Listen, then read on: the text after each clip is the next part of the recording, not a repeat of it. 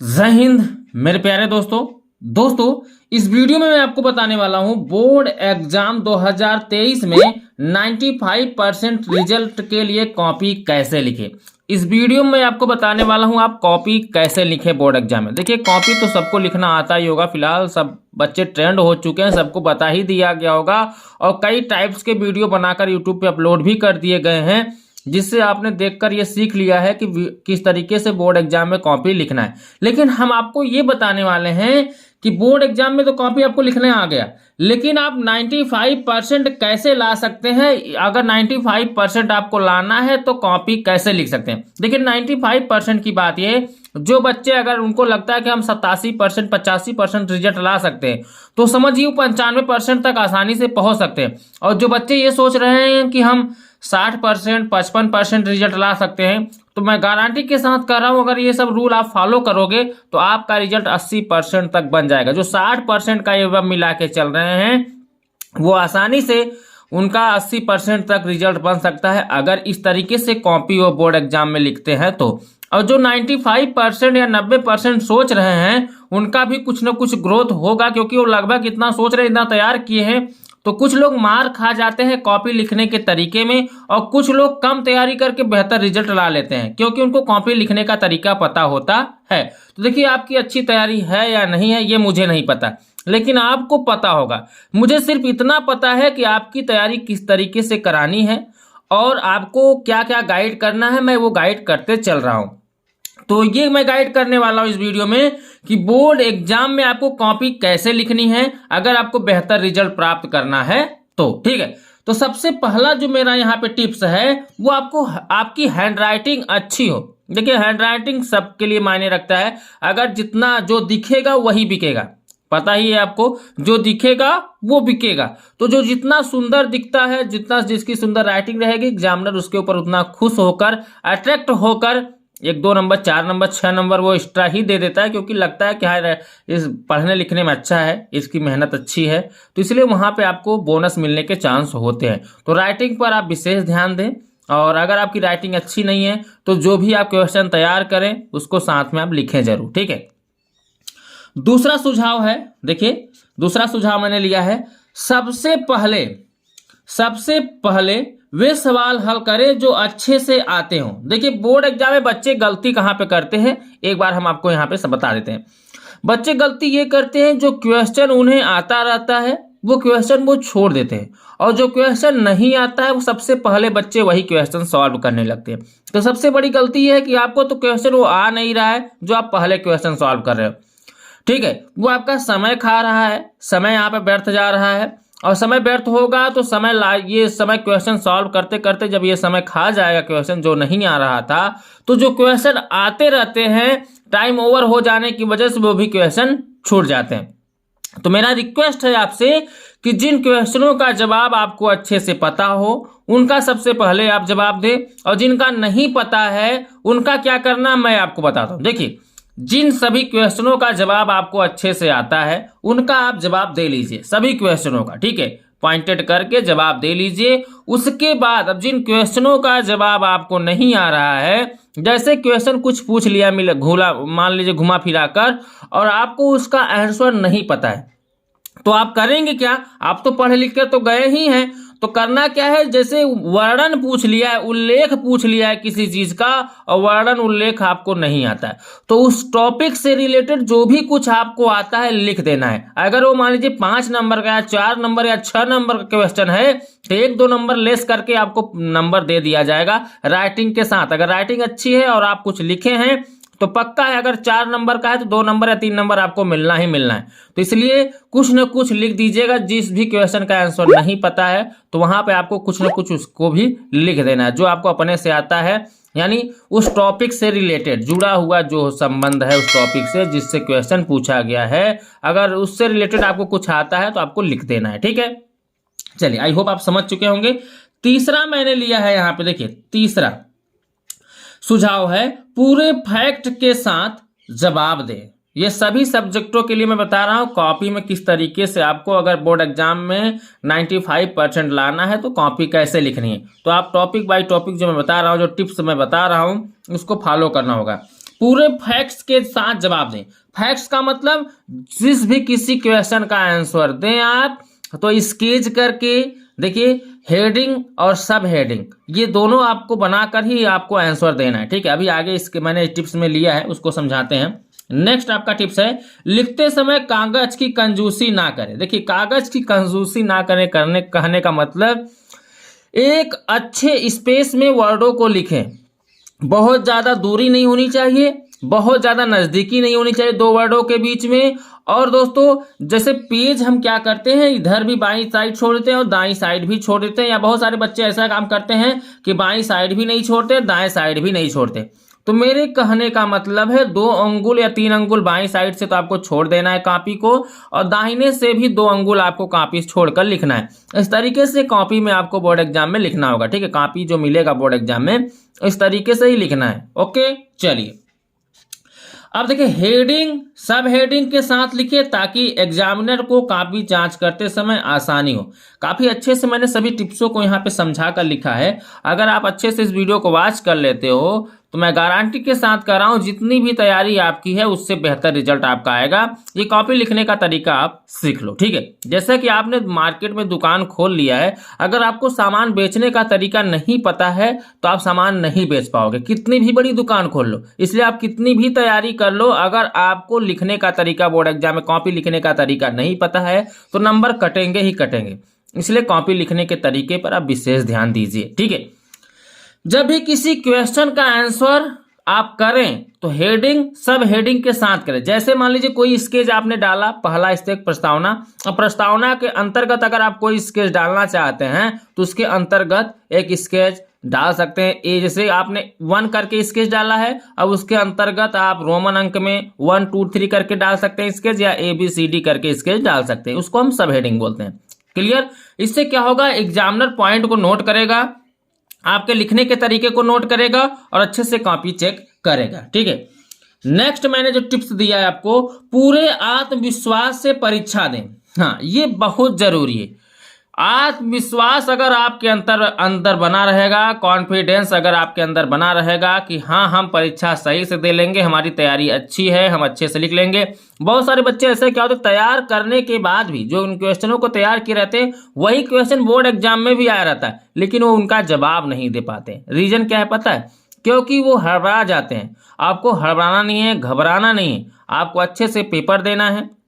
जो भी पूछा रहेगा आपको एक क्वेश्चन को 2 बार पढ़ना है, हर क्वेश्चन को 2 बार पढ़ें ताकि आपको ये स्पष्ट रूप से पता चल जाए कि क्वेश्चन में पूछा क्या है। अगला टॉपिक मैंने इसी पे लिया है, अगला टिप्स मैंने आपको इसी पे दिया है। हर प्रश्न को कम से कम 2 बार पढ़ें। देखिए, कम से कम 2 बार पढ़ेंगे तो क्वेश्चन क्या पूछना चाहता है, क्या पूछ रहा है, ये जब 2 बार पढ़ेंगे तो आपको ये दिमाग में ख्याल आएगा कि हाँ सर ने कोचिंग में ये पढ़ाया था, हाँ सर ने यूट्यूब पे ये पढ़ाया था, हाँ सर ने या स्कूल में ये पढ़ाया था। कहीं भी आप जो पढ़े होंगे तो आपके दिमाग में याद आएगा कि हाँ सर ने यही पढ़ाया था इस क्वेश्चन के बारे में। तो आपको अपने थॉट से इस तरीके से लिख देना होगा, ठीक है। नेक्स्ट टिप्स है, हड़बड़ी में कोई जवाब ना दें। हड़बड़ी का मतलब जैसे आपके पास क्या होता है, बच्चे जब मैंने आपको शुरू में ही बताया कि वो सवाल पहले करना शुरू कर देते हैं जिनका आंसर उन्हें नहीं पता है, तो अपने से बनाकर कुछ लिखने का प्रयास करते हैं। तो अपने से बनाने में क्या होता है, समय व्यर्थ जाता है, और जब समय व्यर्थ जाता है तो वो क्वेश्चन पूरा करते करते बहुत समय बीत चुका रहता है, जब आप उन क्वेश्चनों को करने लगते हैं जो आपको आता रहता है। तो हड़बड़ी में आप पड़ जाते हो क्योंकि समय घंटी स्कूल में बोल जाता है कि अरे 1 घंटा बीत गया, अरे 2 घंटा बीत गया, अरे 3 घंटा बीत गया, अब तो 15 ही मिनट मेरे पास रह गया। तो आप क्या करते हो, जल्दी जल्दी में जवाब देने लगते हो और गलत सही लिख कर रख देते हो, या जो आता रहता है वो भी भूल जाते हो। तो आपको ध्यान देना है कि हड़बड़ी में कोई भी जवाब नहीं देनी है, ठीक है। और नेक्स्ट मोस्ट इंपॉर्टेंट जो टिप्स है, व्याकरण पर आपको क्या करना है, विशेष ध्यान देना है। व्याकरण का मतलब मात्राओं पर आप विशेष ध्यान दें। पूर्ण विराम, विराम, अर्ध विराम, कौन कहां सा विराम लगे, क्वेश्चन मार्क कहां पे लगेगा। आंसर देते समय आपको इतना याद रखना है, व्याकरण पर विशेष ध्यान देना है। मात्राएं सही होनी चाहिए, उल्टा पलटा मात्राएं नहीं लगानी है, ठीक है। इतना तो आप खुद समझदार हो, बस मैं आपको टिप्स देते चल रहा हूं, बीच में समझाते भी चल रहा हूं। आई होप आप समझ भी रहे हैं कि मैं जो समझा रहा हूं उसी पे खरे उतरेंगे। देखिए दोस्तों, नेक्स्ट टिप्स है, नए पेन की जगह ऐसा पेन हो जिससे पहले लिखते आए हो। तो अच्छा लिखेंगे। ध्यान दीजिए, ये टिप्स मैं समझाना चाहता था, इसलिए मैं क्यों लिया हूं आपको बता दूं।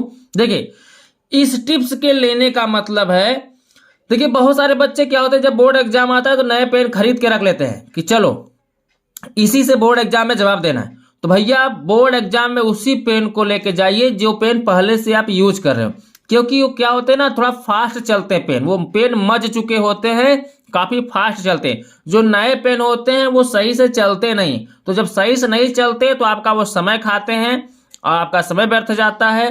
तो प्रयास करें जिन पेनों से आप पहले लिख रहे हैं उन्हीं पेनों को लेके जाइए। अगर उसमें आपके इंक नहीं है, उन पेनों में इंक नहीं है, समझ लीजिए वो डेथ होने वाला है पेन, तो आप करिए क्या, नए पेनों को अभी से ले लीजिए और उसको इतना रफ्तार धरा दीजिए, उसको इससे लिखिए या उसको बहुत तेज तेज पेन चलाकर उसका रफ्तार बना दीजिए, ताकि वहां पेन जब पेन से कॉपी लिखे तो कोई रुकावट ना आए। ठीक है। नेक्स्ट टिप्स है, ज्यादा रंगने की कोशिश ना करें। एक पेन से भी आप सारे सवालों का जवाब अच्छे से दे सकते हैं। देखिए बहुत ही इंपॉर्टेंट है, पेन के बारे में बात किया मैंने, तो पेन के बारे में अगला टॉपिक ये है कि बहुत सारे बच्चे 3 से 4 कलर का पेन ले जाते हैं। तो आपको ज्यादा ये ध्यान देना है कि बहुत सारे पेन आपको लेके जाने की जरूरत नहीं है। 4 पेन लेके जाइए, 2 ब्लैक 2 ब्लू पेन लेके जाइए। ठीक है, वो बॉल पॉइंट पेन लेके जाइएगा, जेल पेन से मत लिखिएगा। जेल पेन से आप लिखेंगे तो नंबर आपका काट लिया जाएगा, पहले से ही बता दे रहा हूं, क्योंकि जेल पेन जो होता है वो सिमटता है। तो आपको जेल पेन लेके नहीं जाना है बोर्ड एग्जाम में, लेके जाना है सिर्फ आपको क्या, आपको लेके जाना है बॉल पॉइंट पेन। 2 ब्लैक ले लीजिए, 2 ब्लू ले लीजिए। ठीक है, इन्हीं 2 पेनों को लेके जाइए और इन्हीं से आप लिखने का प्रयास करिए। और अगर आप चाहते हैं थोड़ा बेहतर कुछ करना तो एक स्केल ले लीजिएगा और एक ब्लैक हेडिंग ले लीजिएगा, स्केच जिसको बोलते हैं, जिसको हम स्केच बोलते हैं, स्केच ले लीजिए और उन्हीं को लेके जाइए। आप अच्छे से इस हेडिंग करके आप लिखिए, किसी प्रश्न का जवाब दीजिए। ठीक है। अगला दोस्तों टिप्स है, महत्वपूर्ण जवाब को अंडरलाइन करना ना भूलें। देखिए आपने जो महत्वपूर्ण जवाब दिया है, किसी भी क्वेश्चन का जो आंसर दिया है, तो उसमें कुछ ऐसे शब्द होते हैं जो काफी इंपॉर्टेंट होते हैं देखने में, बोलने में, तो उसको आप अंडरलाइन जरूर कर दें। ठीक है। चलिए अगला टिप्स है, हर 2 प्रश्नों के बीच अच्छा गैप दें। कोशिश करें कि नए पेज से दूसरे प्रश्न का उत्तर शुरू करें। देखिए ये टिप्स बहुत ही इंपॉर्टेंट है और ये कॉपी की सुंदरता को बढ़ाता है, लिखने की सुंदरता को बढ़ाता है।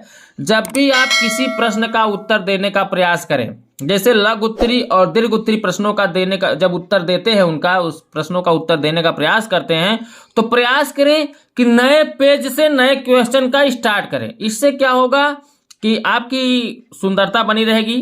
सुंदरता का मतलब जो कॉपी में हैंड राइटिंग की सुंदरता है, कॉपी की सुंदरता है, वो बनी रहेगी। और दूसरी बात, जब एग्जामिनर कॉपी चेक करेगा तो उसको कॉपी चेक करने में काफ़ी आसानी होगी, नंबर देने में भी काफ़ी आसानी होगी उसको। ठीक है, तो ध्यान दीजिएगा, जब भी किसी क्वेश्चन का आंसर आप शुरू करें, लिखना शुरू करें, तो नए पेज से लिखना शुरू करें। क्लियर। चलिए नेक्स्ट टॉपिक है, कॉपी पर दोनों तरफ मार्जिन छोड़ें और बीच में खूबसूरती से लिखें। ये तो मैंने पहले ही आपको बता दिया कि बाएं साइड 3 अंगुल या 2 अंगुल और दाहिने साइड भी 3 या 2 अंगुल आप पेज को छोड़कर बीच में लिखना शुरू करें। ठीक है। देखिए नेक्स्ट टिप्स है आपका, जहां भी डायग्राम और जरूरी चित्र है उसे बनाएं और उसके जरिए समझाएं। देखिए क्वेश्चन में कभी कभी बोल देता है कि सचित्र वर्णन कीजिए। चित्र बनाने की जब भी बात की जाती है तो आप चित्र जरूर बनाएं और चित्र बनाकर दर्शाएं, जो भी वहां पे चित्र से रिलेटेड अंग हैं या चित्र से रिलेटेड जो भी डायग्राम में जो भी कुछ बनाना है और एग्जांपल्स देके जो भी समझाना है, ये सब जरूर समझाएं। अगर ऐसा आपको पूछ रहा है तो आपको उस तरीके से ही बताना है। क्वेश्चन जिस तरीके से पूछे आपसे उसी तरीके से आंसर देना है, आपको अपने से कुछ एक्स्ट्रा काम नहीं करना है। अब देखिए दोस्तों नेक्स्ट टिप्स है, हर सवाल का जवाब देने की कोशिश करें। मैंने आपको शुरू में ही बताया कि जिन क्वेश्चनों का जवाब आपको नहीं आता है उन क्वेश्चनों का भी जवाब आपको देना है। इससे क्या होगा, कुछ न कुछ नंबर आपको मिल जाएंगे। प्रयास तो करो पहले, जिन क्वेश्चनों का जवाब आपको नहीं आ रहा है उनका जवाब आप देने का प्रयास करो। एग्जामिनर को लगेगा कि इस बच्चे को अगर इसका जवाब नहीं आ रहा था लेकिन अपना कॉमन सेंस लगाकर कुछ तो कुछ प्रयास किया है, तो कुछ न कुछ प्रयास करने का बोनस तो एग्जामिनर देगा ही देगा। ठीक है, तो जिन क्वेश्चनों का आंसर आपको नहीं आता है फिर भी लिखने का प्रयास करें, आपको एग्जामिनर कुछ न कुछ बोनस अंक वहां पर देगा ही देगा।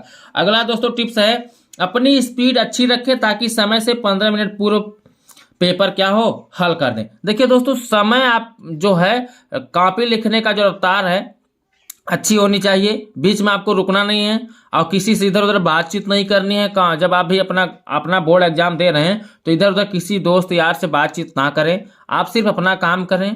पता है ना क्योंकि आपको अपनी ही कॉपी लिखनी है, कोई दूसरा आपका कॉपी नहीं लिखेगा। तो आपको जब अपनी कॉपी लिखनी है तो विशेष ध्यान अपने कॉपी पर ही दें, इधर उधर बात ना करें। तो इससे क्या होगा, जब आपका समय बचा रहेगा, तो मैंने यहाँ पे देखिए लिखा है अंत के 15 मिनट में पूरा रिवीजन करें और तब जाकर कॉपी सबमिट करें, यानी तब जमा करें। जब 15 मिनट पहले आप कॉपी में सभी प्रश्नों का जवाब दे लेंगे, आप तब जाकर उन सभी क्वेश्चनों को मिलाइए कि कोई क्वेश्चन छूट तो नहीं रहा है। इस तरीके से मिलाकर प्रयास करिए, आपने जो जवाब दिया है सही दिया है कि नहीं दिया है। अगर नहीं सही जवाब दिया तो उसको काट करके कहीं दूसरे पेज में फिर से आंसर करिए। इससे क्या होगा, आपको फुल मार्क्स मिलने के चांस रहेंगे। ठीक है, तो आई होप आप समझ चुके होंगे दोस्तों को मैं समझाना क्या चाहता हूं। तो दोस्तों इस वीडियो में बस इतना ही। अगर आप चाहते हैं बोर्ड एग्जाम में 90% रिजल्ट बने, 90% प्लस, देखिए मैं 90% ही तैयारी करा रहा हूँ ताकि नॉर्मल बच्चे भी पढ़कर 90% आसानी से बच्चे ला सकते हैं। 95% में कॉपी लिखने के तरीके के लिए बताया हूं, 90% की मैं तैयारी करा रहा हूं। ठीक है, जैसा कि आपको पता है, अगर आप इस चैनल के माध्यम से पढ़ रहे होंगे तो आपको पता होगा। अगर वीडियो दोस्तों पसंद आया तो वीडियो को लाइक कर दीजिएगा, चैनल पर नए हो तो चैनल को सब्सक्राइब करके इस चैनल से जुड़ जाइए और यह वीडियो अपने दोस्तों के साथ भी शेयर करें ताकि वो बोर्ड एग्जाम में इस तरीके से गलती ना करें। अगर इस तरीके की गलती वो कर रहे होंगे, अगर कॉपी लिखने का तरीका उनको नहीं पता होगा, तो ये वीडियो उनके पास शेयर कर देंगे तो भी इस वीडियो को देखकर अच्छे से समझ पाएंगे और कॉपी लिख पाएंगे। ठीक है, तो चलिए दोस्तों हम आपसे मिलते हैं अगले वीडियो में। तब तक के लिए बाय बाय, जय हिंद, जय भारत।